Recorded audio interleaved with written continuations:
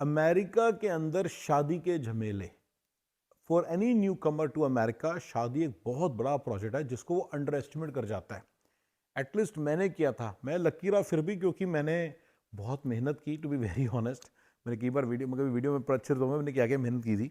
Literally मैं बैठ के शादी.com के ऊपर बैठ के मतलब 50-50 100 एप्लीकेशन हर दिन डालता था। Yes. Then I like mount found a perfect match. तो आप इतनी मेहनत पता नहीं कितना कर पाएंगे। मैं तो बड़ा ज़्यादा, ज़्यादा मेरा बिजनेस भी था, तो मैं तो सिस्टमेटिक था बड़ा लीड जनरेशन में, और मुझे मार्केटिंग की नॉलेज भी थी, तो मैं तो बहुत ज़्यादा करता था।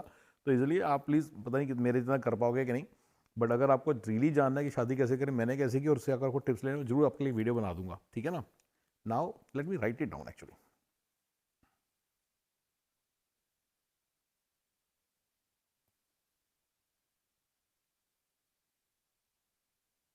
ठीक है, ओके।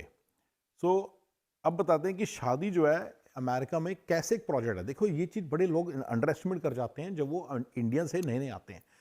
इंडिया से नए नए आने के बाद ना काफ़ी सारे सालों तक तो ना बंदा फिगर आउट ही नहीं कर पाता क्या राइट है क्या रॉन्ग है, ये करूँ या वो करूँ। मैं कितने सारे पंगों से आपको निकाल रहा हूँ। जैसे कि रिसेंटली मेरी नीस आई थी, मैंने उसको पहली चीज़ बोली कि तो आईफोन ले ले। मैंने खुद ने 7-8 साल लगा दिए। आईफोन निकलने के बाद 2.5 साल निकाल दे, वो तो काउंट करेंगे, चलो पहले तो था ही नहीं, तो 2.5 साल तक मैंने नहीं लिया था। आईफोन लो सबसे पहले, यहाँ पे अच्छी सर्विस लो, सब कुछ ऐसे करो, अच्छे तरीके से रहो। मैं एग्जाम्पल दे रहा हूँ, वैसे हमें तो हर चीज़ का डिसीजन लेने में टाइम लग गया। अब आता है शादी की बात। तो शादी में तो बंदे को बिल्कुल समझ ही नहीं आता कि किस बेसिक पंगे में फंस गया है, ठीक है ना। और आपको सारा दिखता भी है। देखिए, सबसे पहले आपको उसको मुश्किल आती है, इंडिया बार बार आना जाना मुश्किल है।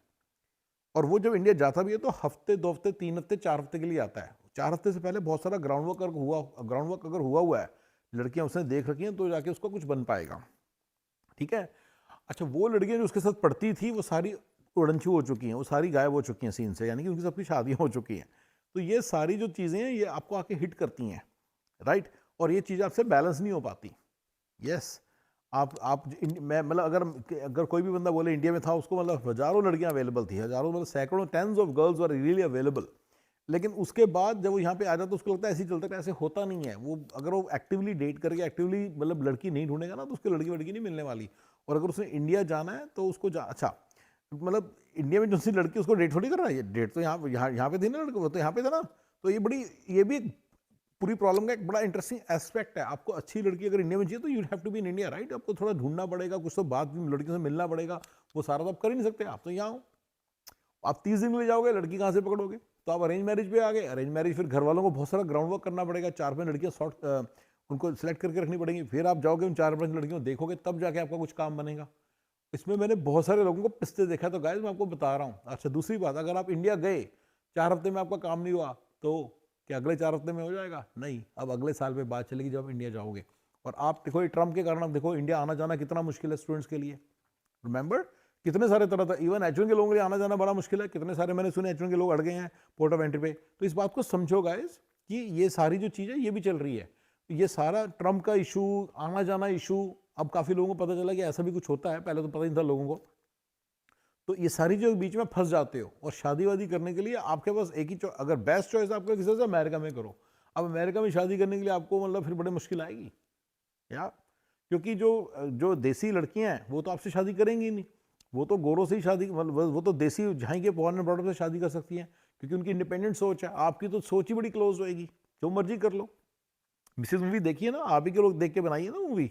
समझिए ना लड़कों में क्या कह रहा हूँ, ठीक है ना। अच्छा अच्छा, जो लड़कियां उनके लिए भी बात कर लेते हैं। लड़कियों देखो, आपको भी जब इंडिया जाना पड़ेगा, इंडिया जाके शादी करेंगे तो मुश्किल बड़ी आया करेगी। आप यहीं का कोई लड़का वड़का ढूंढोगी जो बड़ी मुश्किल से मिलते हैं, दो, ठीक है ना। कि मैचिंग मैचिंग नहीं हो पाती, वैरायटी नहीं है ना इतनी सारी अवेलेबल। तो लड़के लड़कियों को ढूंढ रहे हैं, लड़कियां लड़कों को ढूंढ रही है, पर वो फिर वो अगर हो जाए तो काम तो बढ़िया है, लेकिन होता नहीं है। और लड़कियों को भी बड़ी, हाँ मतलब I know some couple of people जिनकी यहीं पे लड़का यहीं पे ढूंढने उनकी शादी होगी। लेकिन ऑलमोस्ट 80 to 90% लोगों ने इंडिया से ही शादी की है। और कैसे करेंगे सारा प्रोजेक्ट, कैसे मैनेज करोगे? It's gonna be too much work, it's gonna be too much figuring out, it's gonna be too much research. तो गाइज, शादी को अंडर एस्टिमेट मत करो। मैं इसके लिए नंबर 1 टिप देता हूं कि अगर आप इंडिया से निकल रहे हो अमेरिका आने के लिए, आपके पास कोई लड़की है, कोई बंदी है जिसके साथ आपका थोड़ा सा सेटिंग है, and you think it she is good enough for, she is good for you, तो गाइस आप लेकर ही आओ साथ में, यानी कि शादी मना के आओ। I am telling you this golden tip. Right. अगर आप सोचोगे ना मैं यहाँ आऊँगा, एक बार आप यहाँ पे आऊँगा, मेरी लड़की वहीं खड़ी रहेगी, पहले तो वो खड़ी नहीं रहेगी, वो कहीं और सेट भी हो जाएगी, क्योंकि उसको भी तो शादी करनी है ना यार, कोई गलत थोड़ी कर रही है वो, उसको भी तो शादी करनी है ना, तो वो तो चलेगी आपके हाथ से। और यहाँ पे नई लड़की आपको मिलेगी नहीं, और एक पूरा प्रोजेक्ट है, इंडिया जाना, ये करना, फिर आना, सब बड़ा प्रोजेक्ट है गाइस, ठीक है, बड़ा बहुत बड़ा प्रोजेक्ट है।